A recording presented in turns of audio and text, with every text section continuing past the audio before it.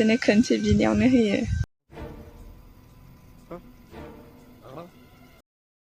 फालुगुराव नोंथांमोनखौ बरायना थाबाय। स' गाइस दिनै फिन खेबसेयाव मोनसे इन्स्टाग्रामनि रिल लानानै रायज्लायनो फैलायबाय।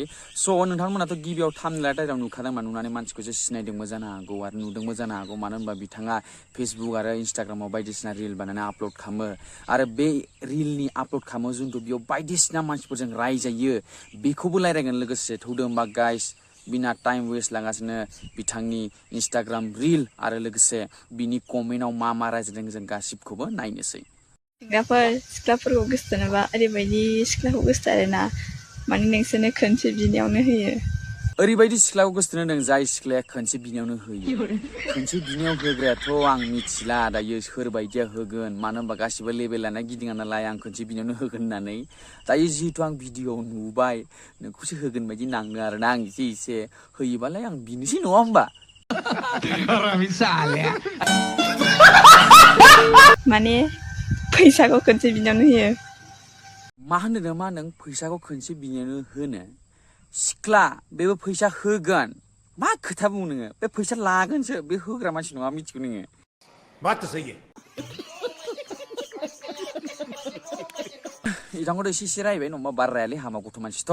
स' थौदो होमबा जों दायो मेन टपिकआव थांसै जोंनि कमेन्ट्स नायनानैसो मोजां नाङो ना। थौदो होमबा गाय जों बिना टाइम वेस्ट खालामालासिनो कमेन्टखौ फरायनोसै। आइए देखते हैं बैठचंद मजा आएगा। बिनि भिडिअ फैनाय फार्स्ट कमेन्टआ जादों आसाम किं बिथाङा कमेन्ट होदों जे नोंलाय होयोना होआ फाग्लिनो। बिनि भिडिअ फैनाय नेक्स्ट कमेन्टआ जादों अमित बसुमतारी बिथाङा बुंदों जे नोंलाय आंजों फैगोन फैयानो लासै खामगोननो। खामनाय नोंनि खाथियावब्रा नोंनि सायाव सोनारो बियो लासै खामोना गोसा खामो बुंले मानो खिथानो दं नङा होमबा। जानि बिथाङा कमेन्ट होदों जे सिफा मान्दावलि सिफा गेसावनो। बिदि बयथासा कमेन्ट खालामनाङालै बोरैबा नां मिथिगौ हामा मिथिबाय। हिरा बर' बिथाङा बुंदों जे जेनेबा आरोना जे रावबो होआलै दानानो। बे एक्सुवेलि नंगौ मानो होनबा दाना फैसानि डिमान्ड सोलियो। फैसा नङाबा रावबो होआ।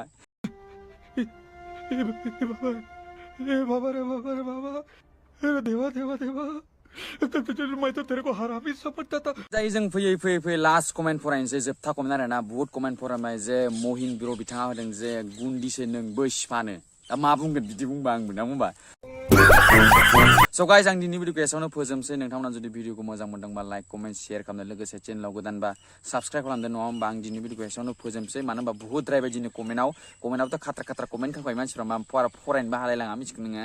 स' गाइस आं दिनै भिडिअखौ एसेयावनो फोजोबबाय। टाटा बाय बाय गुड नाइट।